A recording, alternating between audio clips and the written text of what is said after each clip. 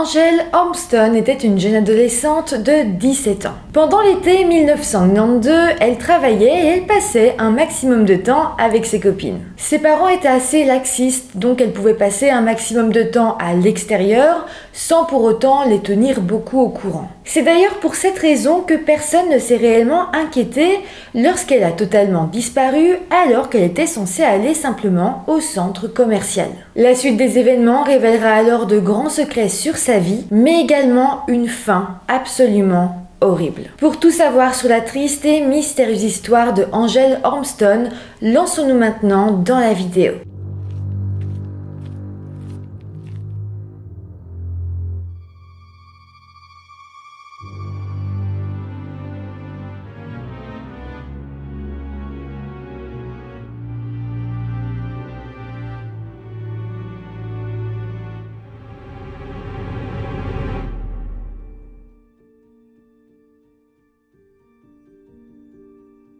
Hello tout le monde, j'espère que vous allez bien. Aujourd'hui, je vous reviens avec une vidéo vraiment triste. On va parler d'une jeune fille de 18 ans et de comment les choses ont pu mal tourner dans sa vie jusqu'au point qu'elle finisse par en mourir. Vous allez voir, mais le profil de Angel dans cette vidéo ressemble énormément à celui de Skylar Richardson, donc la personne dont j'ai parlé dans la vidéo qui est sortie mercredi. C'est à la base un pur hasard, mais au final je trouve que les deux vidéos s'enchaînaient très bien. Donc voilà, je vous conseille de les regarder un petit peu en même temps si ça vous dit. Je trouve qu'elles vont un petit peu de pair et parlent de plusieurs situations qui peuvent mal tourner lorsqu'on est ado et qu'on se retrouve dans une certaine condition. Vous allez comprendre. En tout cas, avant de commencer, je vous rappelle de vous abonner à la chaîne si ce n'est pas encore fait. Merci à tous ceux qui sont abonnés, merci à tous ceux qui s'abonneront. N'hésitez pas non plus à me suivre sur mon compte Instagram.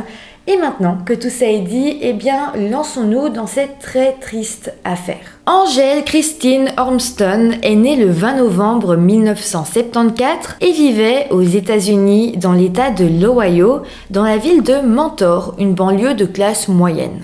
Elle y vivait avec sa mère, Jackie, ainsi qu'avec son père. Par contre, son papa était chauffeur routier et donc il était assez souvent absent de la maison. Donc la plupart du temps, eh bien Angel était chez elle avec sa maman ainsi qu'avec son grand frère, mais j'ai pas beaucoup d'informations sur lui. En tout cas, à l'été 1992, Angel était alors une jeune femme de 17 ans. Elle était devenue une personne amusante et extravertie qui était d'ailleurs connue pour son sourire radieux et ses longs cheveux blonds. Angel avait sa propre voiture, alors elle passait pas mal de temps à se promener en ville et puis sinon elle aimait passer du temps avec ses amis. D'ailleurs, l'un des endroits où elle allait le plus souvent avec ses copines, c'était le centre commercial Great Lakes qui se trouvait donc dans la ville. Elle y était vraiment très souvent puisqu'en plus de passer son temps libre là-bas, elle travaillait également à temps partiel dans un fast-food du centre commercial. Mais à présent, parlons de la journée du vendredi 31 juillet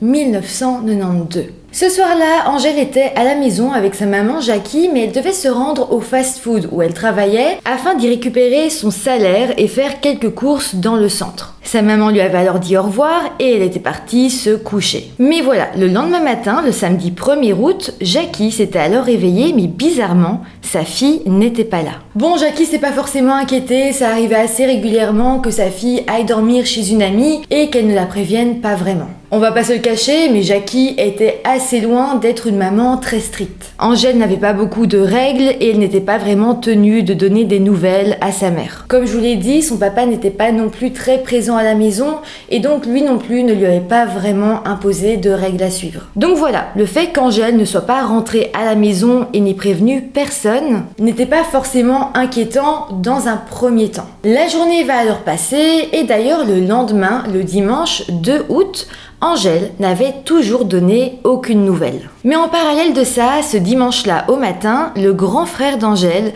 avait décidé de se rendre au centre commercial pour y faire quelques courses. Mais voilà, en arrivant sur le parking, il avait remarqué quelque chose d'assez étrange. En fait, il va voir que la voiture de sa sœur, une Honda Civic 1981, y était garée. Alors, sachant qu'elle n'était pas rentrée à la maison depuis 2 jours, le frère d'Angel a quand même été un petit peu perturbé par le fait de voir la voiture de sa sœur à cet endroit et donc il a décidé de s'en approcher et de regarder par la fenêtre au cas où il verrait quelque chose d'intéressant. Il s'est donc penché à la fenêtre et là, il y avait vu le sac à main d'Angèle ainsi que sa brosse à cheveux posée sur le siège passager à l'avant. Cette découverte ne l'avait pas du tout rassuré car clairement, le fait que sa sœur ait abandonné sa voiture au centre commercial et soit partie sans son sac à main, c'était bizarre, c'était étrange. Normalement, si elle va quelque part, elle prend au moins un petit peu d'argent, ses papiers d'identité, etc. Là, disons que ça ne présageait rien de bon. Donc évidemment, le frère d'Angèle était un petit peu inquiet et il a pris la décision d'appeler Jackie, leur maman. Jackie était donc arrivée sur place et même si elle aussi trouvait la situation un petit peu étrange, là encore, elle ne s'est pas inquiétée. Oui, elle va voir que le sac de sa fille était à l'intérieur de la voiture, mais disons qu'à ce moment-là, elle n'avait pas vraiment l'impression que c'était grave. D'ailleurs, Jackie avait un double des clés de la voiture d'Angèle et a donc décidé de déplacer la voiture et de la ramener à la maison. Elle ne semblait donc absolument pas penser que sa fille avait disparu et que sa voiture et son emplacement pourraient être une preuve importante. En fait, à ce moment-là, Jackie pensait toujours qu'Angèle était probablement avec sa meilleure amie Stacy. Ça lui paraissait logique vu que les filles passaient presque toute leur journée ensemble et s'il y avait bien quelqu'un qui devait savoir où était Angèle, eh bien c'était sa meilleure amie. Donc dans la journée, Jackie a appelé Stacy pour savoir où était sa fille, mais là, elle n'a malheureusement pas su la joindre. Jackie a alors eu peur et c'est vraiment à ce moment-là qu'elle a compris que quelque chose n'allait pas. Suite à ça, Jackie avait alors finalement décidé d'appeler la police et de signaler la disparition de sa fille. Donc là, pour vous resituer, on se rappelle qu'on était le dimanche 2 août et qu'Angèle avait en fait disparu depuis le vendredi 31 juillet au soir. La police avait alors pris l'affaire très au sérieux et dans un premier temps, des policiers avaient été voir la voiture d'Angèle qui avait donc été ramenée du centre commercial. Ils avaient alors lancé une recherche ainsi qu'un examen plus approfondi de la voiture. Mais bon, au final, ils n'y avaient trouvé strictement aucun signe d'acte criminel. Donc en soi, il n'y avait pas de sang, il n'y avait pas des choses retournées, le sac à main était plutôt bien rangé, tout était normal en soi dans la voiture. Mais tout de même, au vu de l'absence d'Angèle et du fait qu'elle avait laissé toutes ses affaires derrière elle, les enquêteurs avaient commencé à envisager un enlèvement. Suite à ça, c'est la police scientifique qui a commencé à analyser et à passer au peigne fin l'entièreté de la voiture. Ils recherchaient activement des empreintes digitales et ça a marché car ils vont en trouver une dizaine. Donc là, après un gros travail de recherche, eh bien, les policiers avaient pu retrouver à qui appartenaient ces empreintes. Bon, elles appartenaient en grande partie à des membres de la famille d'Angèle ainsi qu'à certains de ses amis proches. Il n'y avait pas d'empreintes vraiment inconnues. Mais tout de même, il s'agissait d'une situation vraiment grave et donc tous ces membres de sa famille et tous ses amis à qui appartenaient ces empreintes ont été mis sur la liste des suspects potentiels. En parallèle de ça, Jackie, donc la maman d'Angèle, avait enfin réussi à joindre Stacy, donc la meilleure amie de sa fille. Stacy lui avait alors expliqué qu'elle avait passé le week-end chez sa sœur, c'est pour ça qu'elle n'était pas joignable et qu'elle ignorait où Angèle pouvait bien être. Elle avait même dit ne pas l'avoir vue depuis des jours. Pour Jackie, ce fut quelque chose de très dur à entendre parce que jusque-là, elle espérait toujours que Stacy ait eu des nouvelles de sa fille. Mais là, de savoir que Stacy n'était pas vraiment plus au courant qu'elle, ça lui a vraiment fait réaliser que c'était grave, que sa fille avait sans doute eu des problèmes. Disons que jusque-là, elle s'accrochait vraiment à cette petite lueur d'espoir et là, elle se rendait vraiment compte de la situation. Bon, sinon, le père d'Angèle va lui aussi apprendre la nouvelle et sa réaction va être très étrange. Lorsqu'il a appris la disparition de sa fille, il a bizarrement dit aux policiers qu'il suspectait sa femme, donc Jackie, d'avoir fait du mal à leur fille. C'est quand même vraiment bizarre, mais il était très sérieux parce que pour vous dire, il a demandé à la police à ce que Jackie passe le test du polygraphe, donc en gros le détecteur de mensonges, pour prouver qu'elle n'avait pas fait de mal à leur fille et Jackie avait alors tout simplement refusé. Bon, le refus de Jackie a tout de même surpris les enquêteurs. C'était une réaction un peu étrange et laissait vaguement penser qu'elle pouvait avoir des choses à cacher. Donc suite à ça, les enquêteurs avaient alors commencé à s'intéresser de plus en plus à Jackie ainsi qu'à son comportement étrange. Et c'est vrai que avec le recul, on peut quand même se poser quelques questions. Déjà, pourquoi est-ce que Jackie avait attendu autant de temps avant d'aller à la police pour signaler la disparition de sa fille. Mais aussi pourquoi elle avait déplacé la voiture d'Angèle, risquant ainsi de perturber les preuves. Mais bon, d'un autre côté, eh bien, la police ne disposait d'aucune preuve tangible contre Jackie et n'avait donc aucun moyen légal de la contraindre à passer le test du polygraphe. Au final, les policiers avaient donc repris l'enquête pour tenter de retrouver Angèle et ils avaient donc décidé d'enquêter sur le dernier endroit connu où elle s'était rendue, c'est-à-dire le fast-food où elle travaillait. Les enquêteurs s'étaient donc rendus sur place et ils avaient interrogé les collègues d'Angèle. Ils avaient alors absolument tous confirmé que le soir du vendredi 31 juillet, Angèle n'était jamais venue chercher son chèque de paye comme elle était censée le faire. D'ailleurs, le chèque était toujours là et l'attendait. Les collègues d'Angèle avaient ensuite confié aux enquêteurs qu'ils avaient discuté entre eux et qu'ils avaient une idée, ou plutôt une théorie, sur ce qui avait bien pu arriver à Angèle. Selon eux, Angèle aurait pu être victime de l'un des responsables du fast-food. Les employés vont en fait expliquer que ce responsable en particulier était un homme étrange et même méchant qui aimait particulièrement s'en prendre aux jeunes employés. Il le voyait d'ailleurs régulièrement rôder à proximité de certaines femmes lorsqu'elles enfilaient leur uniforme de travail. Mais voilà, les employés vont également expliquer que ce responsable avait été licencié il y a très peu de temps pour harcèlement sexuel, notamment pour des attouchements inappropriés sur certaines employées. Suite à ça, les enquêteurs s'étaient un peu plus renseignés sur cet homme et ils avaient découvert qu'il avait des antécédents juridiques pour avoir eu des comportements problématiques et déviants envers des mineurs. Donc déjà ça, c'était loin d'être rassurant, mais le pire c'est que les employés vont affirmer aux enquêteurs que ce responsable semblait également obsédé par Angèle. Ils diront qu'il lui accordait une attention particulière,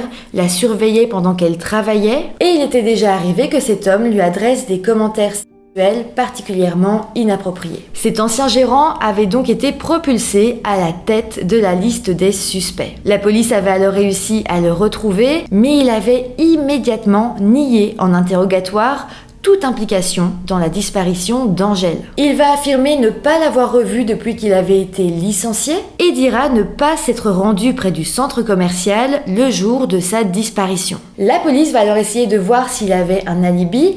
Et effectivement, on va se rendre compte que le 31 juillet au soir, donc au moment de la disparition, il travaillait dans une autre chaîne de restaurants, ce qui était donc un très bon alibi. Les enquêteurs se trouvaient alors de nouveau sans suspect, mais ils restaient convaincus que le fast-food où Angèle travaillait était la clé pour tenter de comprendre ce qui lui était arrivé. Des agents de police étaient donc retournés sur place et avaient donc à nouveau interrogé les employés. Cette fois, de nouvelles choses vont être dites et d'ailleurs, ils vont révéler un secret concernant Angèle. Un secret qu'elle avait caché à sa famille. En réalité, au moment de sa disparition, elle ne travaillait plus là. Elle avait en fait été licenciée peu de temps avant pour ses retards à répétition. À partir de là, la police savait donc qu'Angèle ne s'était pas rendue au fast-food le soir de sa disparition. Elle n'avait pas non plus récupéré son chèque puisqu'il n'existe pas et donc à ce moment-là, tous les employés du fast-food ont tous été innocentés vu qu'Angèle n'y avait donc pas été. Bon, la police se retrouvait alors une nouvelle fois à la case départ et d'ailleurs les proches d'Angèle avaient eux aussi du mal à gérer la situation et devenaient de plus en plus perplexes sur ce qui avait bien pu lui arriver. Angèle n'était pas du genre à avoir des ennemis, c'était une fille gentille et confiante, mais d'un autre côté, le fait que ce soit une jeune fille confiante qui faisait donc confiance aux autres, ça pouvait lui attirer des ennuis. Imaginons qu'elle soit montée dans la voiture de quelqu'un qu'elle ne connaissait pas, qu'elle ait parlé à un homme qui avait de mauvaises intentions mais qu'elle ne le savait pas. Tout ça aurait pu la mener à se faire enlever. Au final, pour en savoir un peu plus sur Angèle, les policiers ont décidé d'interroger Stacy, donc sa meilleure amie. L'interrogatoire a duré 4 heures et Stacy avait alors livré toutes les informations possibles sur Angèle. Cet entretien va alors énormément faire avancer l'enquête car un nouveau suspect va y être déterminé. Ce nouveau suspect était un jeune garçon qui était dans la même école qu'Angèle et qui s'appelait Mark Sotka. Il avait 19 ans et venait d'obtenir son diplôme avec mention au lycée de Mentor. Stacy avait alors raconté qu'Angèle en était très amoureuse et qu'elle rêvait de sortir avec lui. D'ailleurs, Angèle avait réussi puisque pendant l'été 1992, donc au moment de sa disparition, les deux s'étaient rapprochés et se voyaient régulièrement dans un cadre amoureux. Par contre, personne n'était au courant et Angèle l'avait seulement dit à ses amis proches. Mais attendez, ça ne s'arrête pas là puisque Stacy va raconter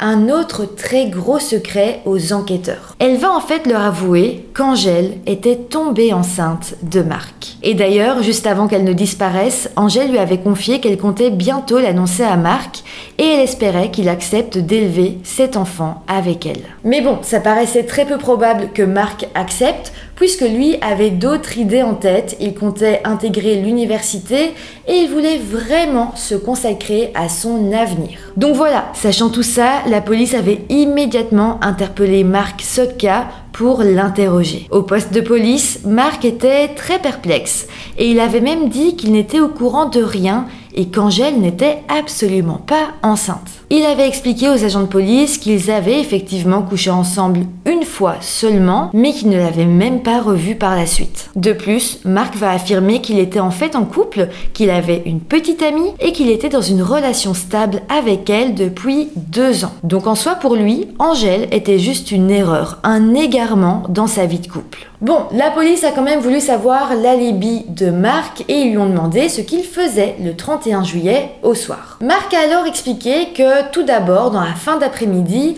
il était au travail. Mais il dira également qu'il avait été à 17h au centre commercial pour y acheter un cadeau pour sa petite amie avant de retrouver des amis pour manger une pizza. Alors, la police avait pu constater qu'effectivement, Marc était bel et bien à son travail jusque 17h.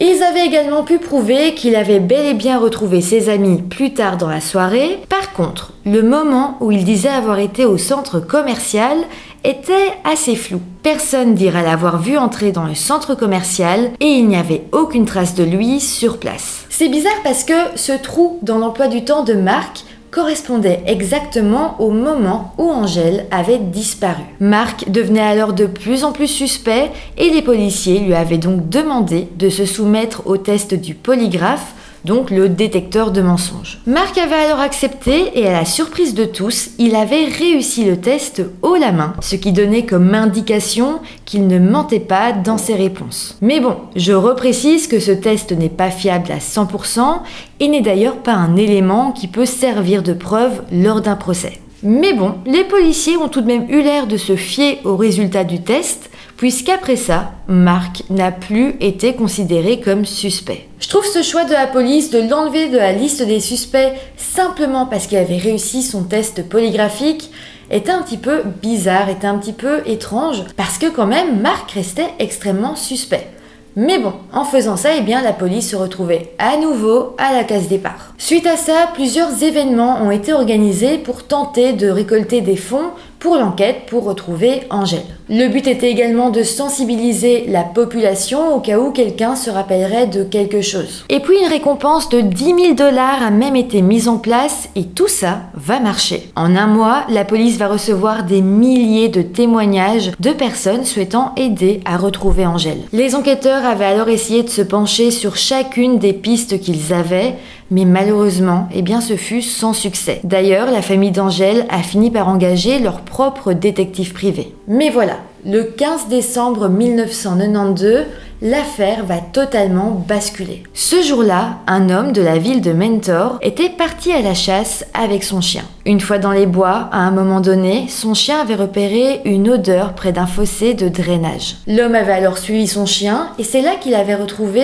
une sorte de corps qui aurait pu être enroulé dans un drap blanc et qui était maintenu avec du ruban adhésif et un fil assez rigide. L'homme avait alors essayé de soulever un petit peu le drap pour vérifier de quoi il s'agissait et c'est là qu'il avait vu une main humaine.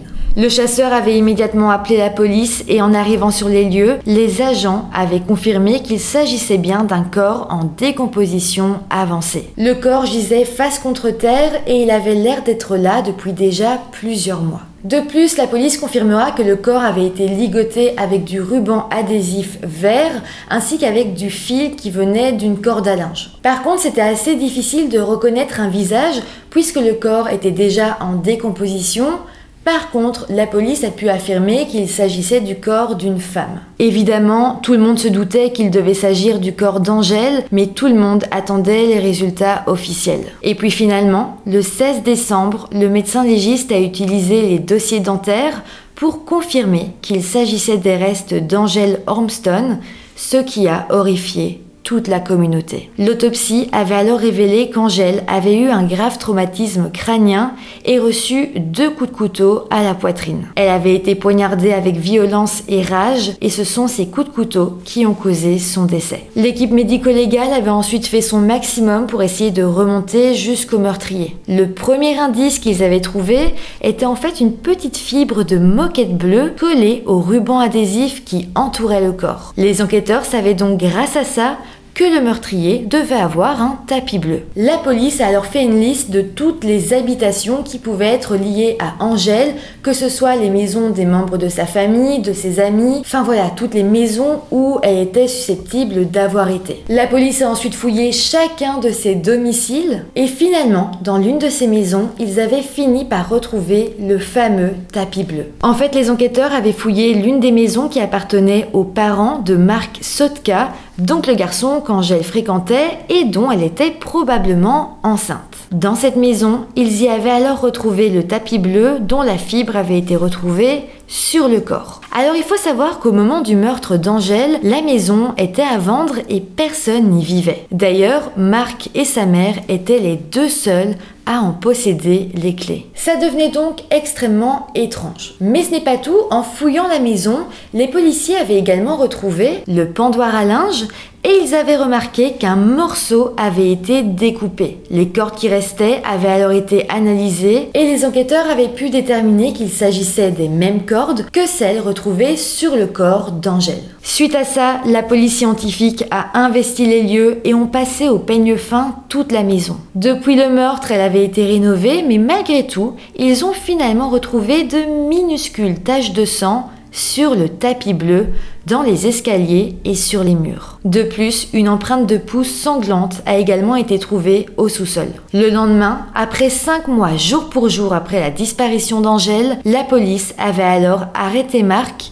l'accusant de meurtre. Mark est resté très provocateur pendant son arrestation et continuait même à tenter de convaincre la police qu'il n'y avait pas suffisamment de preuves contre lui. Mais en parallèle de ça, la police scientifique avait saisi sa voiture et l'analysait. Les agents avaient alors noté que Mark avait tenté de nettoyer l'intérieur, mais qu'il ne l'avait pas fait minutieusement. Ça avait alors permis de retrouver des traces de sang dans le coffre, ainsi qu'un rouleau de ruban adhésif vert, le même qui a été retrouvé sur le corps d'Angèle. Donc là, après avoir été confronté à toutes les preuves matérielles contre lui, Mark avait finalement décidé de dire qu'effectivement, il avait fait une chose stupide. Les enquêteurs lui avaient alors demandé ce qu'il avait fait et c'est là qu'il avait simplement répondu que cette chose stupide, c'était d'avoir assassiné Angèle. Après ça, il a tout simplement avoué que le soir de la disparition d'Angèle, à la base, il l'avait amenée chez lui pour avoir des relations sexuelles avec elle. Mais voilà, lorsqu'elle lui avait annoncé qu'elle était enceinte et qu'il était le père, eh bien il avait réagi avec colère. Il avait insisté pour qu'Angèle avorte, mais elle avait refusé. Ça l'avait alors mis encore plus en colère et suite à ça, il avait, selon lui, perdu le contrôle et l'avait frappée à plusieurs reprises jusqu'à ce qu'elle finisse par tomber. Après ça, Mark dira avoir couru dans les escaliers et s'être rendu dans son garage pour prendre un couteau avant de poignarder Angèle à 2 reprises. Après ça, une fois qu'il avait vraiment réalisé qu'il avait tué Angèle, il avait enrobé son corps dans un linge et puis il avait utilisé du ruban adhésif pour maintenir le linge autour de son corps. Finalement, il avait aussi pris une de ses cordes à linge, l'avait enroulée autour des pieds d'Angèle pour ensuite pouvoir la traîner plus facilement. En tout cas, après ça, il dira avoir jeté son corps dans sa voiture et avoir conduit dans un bois où il avait alors abandonné son corps. Une fois que tout ça a été fait, il s'était simplement lavé et avait retrouvé ses amis pour la soirée pizza. Après ses aveux, Marc avait alors conduit la police jusqu'au bord de la route où il avait jeté les clés de voiture d'Angèle et puis jusqu'à un endroit isolé où il avait jeté le couteau, donc l'arme du crime. Mais bon, malheureusement, je le précise, la police n'a pas réussi à le retrouver. En tout cas, il faut savoir que Marc était donc éligible à la peine de mort pour ce qu'il avait fait. Mais donc, pour pouvoir l'éviter, il avait accepté de plaider coupable de meurtre aggravé et d'enlèvement. Grâce à ça, il a donc pu recevoir une peine de prison à perpétuité plutôt qu'une peine de mort. Personnellement, je me dis quand même que ce qui est dingue ici, c'est que plus tôt dans l'enquête, Marc avait réussi le test du polygraphe. Ça veut donc dire qu'il croyait en ses propres mensonges, ou en tout cas qu'il n'avait pas assez de sentiments forts, assez de remords pour que ce soit perçu par la machine. En tout cas, au final, Marc est donc toujours incarcéré aujourd'hui, et il ne sortira jamais de prison. Voilà, c'est comme ça que se termine cette triste affaire. Comme je vous l'ai dit, je trouvais ça intéressant que cette histoire suive le cas précédent de Skylar que j'ai traité dans la dernière vidéo.